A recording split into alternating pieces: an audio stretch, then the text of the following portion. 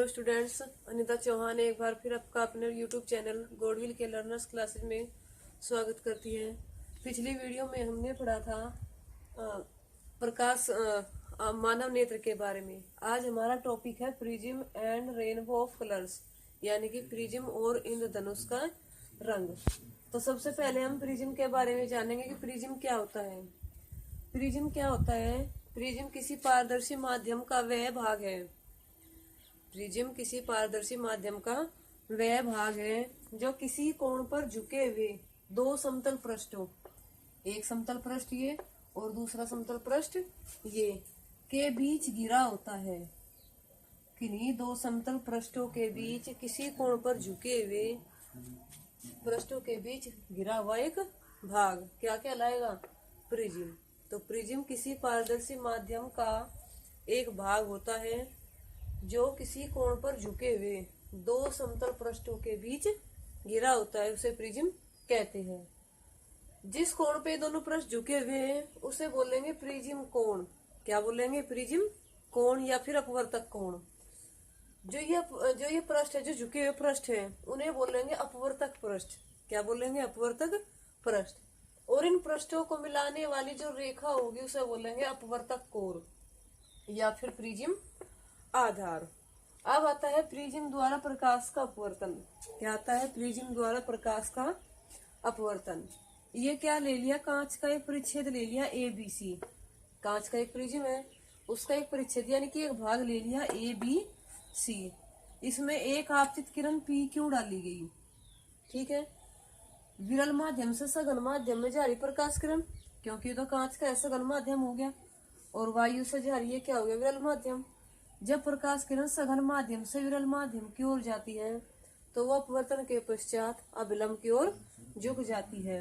तो अभिलंब इस पृष्ठ के लिए क्या है हमारा? NE। तो ये क्या हो गया? अभिलंब की ओर झुकेगी।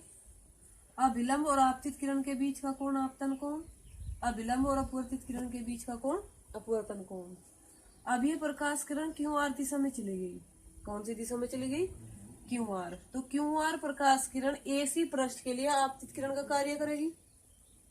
जब यह पृष्ठ टकरा कर अपवर्तित होगी तो यह क्या होगी? सीधी ना जाके अभिलंब से दूर हटेगी। क्या होगी? अभिलंब से दूर हटेगी। तो यह क्या होगी? प्रकाश किरण RS दिशा में चली गई। अभिलंब और आपतित किरण के बीच का कोण क्या होता है? आपतन कोण, जिसे प्रदर्शित करेंगे R' से। कहीं से करेंगे? R'। अभिलंब और अपवर्तित किरण के बीच का कोण क्या होगा? अपवर्तन कोण, जिसे प्रदर्शित करेंगे I' पे। तो जो RS किरण है यह होगी हमारी निर्गत किरण, यानी कि प्रिज्म से निकलकर बाहर निकल जाने वाली किरण, और ये होगी आपतित किरण।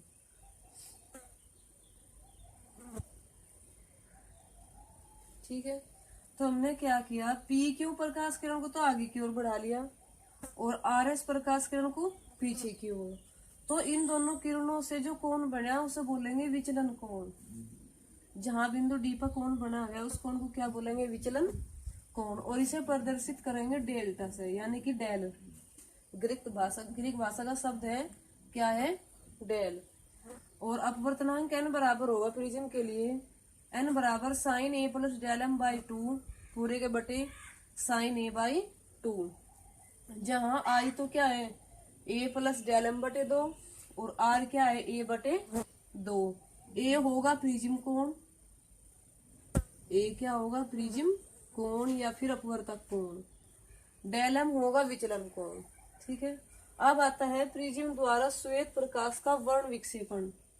प्रिज्म द्वारा श्वेत जो प्रकाश किरण है, जो सूर्य का प्रकाश है, वो कैसा है? श्वेत है। उसका वर्ण विक्षेपण, वर्ण का मतलब है रंग, वर्ण का मतलब क्या है? रंग। और विक्षेपण का मतलब है विभाजित करना, यानी कि श्वेत प्रकाश किरण का कई रंगों में विभाजित करना। और वे कई रंग कौन कौन से हैं? वे कई रंग है 7। कौन कौन से हैं? बैंगनी, आसमानी, नीला, हरा, पीला, नारंगी और लाल। जो सूर्य का प्रकाश है वो इन 7 रंगों से बना हुआ है। इसका पता कैसे चला? एक प्रिज्म ले लिया ABC, जिस पर श्वेत प्रकाश किरण डाल दी, ठीक है। तो जब प्रिज्म के दूसरे पृष्ठ से प्रकाश किरण निकली तो ये 7 रंग की निकली, यानी कि 7 रंग निकले। तो इसका अर्थ क्या है, जो श्वेत प्रकाश किरण है वो 7 रंगों से विभाजित से मिलकर बना है। तो वर्ण विक्षेपण क्या कहलाऊंगा, श्वेत प्रकाश का अपने अवयवी रंगों में, श्वेत प्रकाश का अपने अवयवी रंगों में विभाजित होना, श्वेत प्रकाश का अपने अवयवी रंगों में विभाजित होना वर्ण विक्षेपण कहलाता है। और ये वर्ण विक्षेपण ये अवयवी रंग कौन कौन से हैं, 7 रंग हैं। और इनका क्रम क्या है, विबग्योर। इंग्लिश के वर्ड क्या है, VIBGYOR. V for violet, indigo, blue, green, yellow, orange और रेड। ये प्रकाश किरण क्या होगी, सीधी ना जाके, जो श्वेत प्रकाश किरण थी वो सीधी ना जाके उसमें क्या होगा, विचलन हो गया। जब प्रकाश किरण विरल माध्यम से सघन माध्यम में जाएगी तो वो क्या हो, विलंब की ओर झुकती है। मान लीजिए क्या इसका विलंब है तो इधर को झुकेगी। तो जो सबसे नीचे की प्रकाश किरण है या कौन सी है, बैंगनी, और सबसे ऊपर की लाल। यानी कि बैंगनी रंग का विचलन सबसे ज्यादा है और लाल रंग का विचलन सबसे कम है। अगर हिंदी में याद करना हो तो हिंदी का है बे आ नी है पी नाला, बे आ नी है पी नाला। बे फॉर बैंगनी, आसमानी, नीला, हरा, पीला, नारंगी और लाल। या फिर इंग्लिश का वर्ड है विबग्योर, नीचे से ऊपर की ओर। तो बैंगनी रंग का जो प्रकाश है उसका विचलन सबसे ज्यादा है और लाल रंग का विचलन जो है सबसे कम है। कांच का अपवर्तनांक बैंगनी रंग का, कांच का अपवर्तनांक बैंगनी रंग के लिए सबसे अधिक और लाल रंग के लिए सबसे कम। लाल रंग की जो तरंगदैर्घ्य होती है वो सबसे ज्यादा होती है और बैंगनी रंग की तरंगदैर्घ्य सबसे कम। अब जो श्वेत प्रकाश किरण है केवल इन्हीं रंगों में विभाजित ना हो, थोड़े और रंग भी हैं जिन्हें हमारी आंखें देख नहीं सकती। लाल रंग से ऊपर भी है और बैंगनी रंग से नीचे भी है। तो जो ज्यादा मेन है वो कौन से हैं, 7 रंग। इसी प्रकार जो इंद्रधनुष है, इंद्रधनुष जब बारिश के बाद बनता है तो उसमें 7 रंग दिखाई देते हैं। कितने रंग दिखाई देते हैं, 7। अब ये और प्रैक्टिकल करके देखना है कि जो श्वेत प्रकाश किरण है वो 7 रंग से ही मिलकर बना है या प्रिज्म उसे 7 रंग में बना देता है।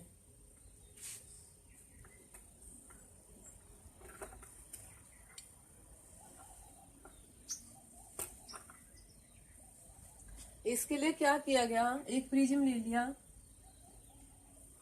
ABC, श्वेत प्रकाश किरण डाल दी। तो श्वेत प्रकाश किरण जब डाल दी तो प्रिज्म का जो दूसरा पृष्ठ है इसे क्या करेगा, 7 रंग में विभाजित कर देगा। कितने रंग में विभाजित कर देगा, 7। तो इन 7 रंग में से हमने जो है कोई सा एक रंग ले लिया, नीला ले लो, बैंगनी, हरा, पीला, जो भी है। मान लिया हमने ले लिया हरा, कौन सा ले लिया, हरा। और यहाँ एक पर्दा है उस पर बने ये रंग सारे, तो इसमें से हमने कौन सा रंग उठा लिया, हरा। और फिर दूसरे प्रिज्म पर डाले गया वो प्रकाश, मान लिया ये डाल दिया। तो क्या हुआ, जैसे रंग का ये प्रकाश डाला था ऐसे ही रंग का प्रकाश निकला। तो इसका मतलब ये है कि जो प्रिज्म है प्रकाश का जो है रंग नहीं बनाता, बल्कि श्वेत प्रकाश को उसके ही अवयवी रंगों में विभाजित करता है। उसके लिए फिर एक प्रयोग और किया गया, दूसरा प्रयोग क्या किया गया, जैसे ABC प्रिज्म ले लिया तो एक दूसरा प्रिज्म और ले लिया पर्दे के स्थान पे, जिनके फलक क्या थे, जिसका फलक पहले प्रिज्म के फलक के क्या था, समांतर था। जैसे ये इसके समांतर और ये फलक इसके समांतर और ये फलक इसके समांतर। तो ये प्रकाश किरण डाली गई इस तरीके से, ठीक है, 7 रंग है इस तरीके से। तो जैसे ये प्रकाश किरण डाली गई तो इस दूसरे प्रिज्म के दूसरे पृष्ठ से जो प्रकाश किरण निकली वे क्या हुई, एक ही रंग की होकर निकली। और वो रंग क्या था, श्वेत। कैसा था, श्वेत। तो इसका मतलब क्या है, जो सूर्य का प्रकाश है वो 7 रंगों से मिलकर बना है। अब आता है इंद्रधनुष।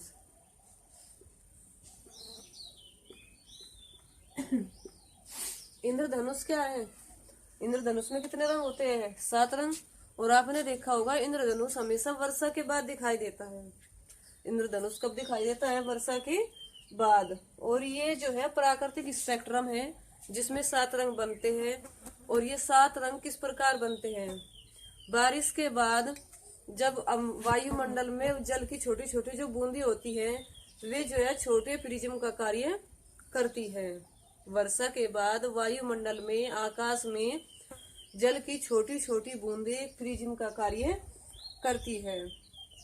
और वे बूंदे प्रकाश, जो सूर्य का प्रकाश है, श्वेत प्रकाश है, वो क्या करता है? प्रकाश किरण को अपवर्तित भी करता है और विक्षेपित भी करता है, यानी कि विक्षेपण। बारिश के बाद जब इंद्रधनुष दिखाई देता है तो वो किस कारण दिखाई देता है? जो जल की छोटी छोटी बूंदे है वायुमंडल में, वो एक छोटे प्रिज्म का कार्य करती है। और जल की सूक्ष्म जो बूंदे हैं वे सूर्य के प्रकाश किरण को अपवर्तित और विक्षेपित कर देती है, जिससे सूर्य का प्रकाश 7 रंगों में विभाजित होता हुआ दिखाई देता है। ठीक है, तो जो आज की हमारी क्लास है यही समाप्त होती है।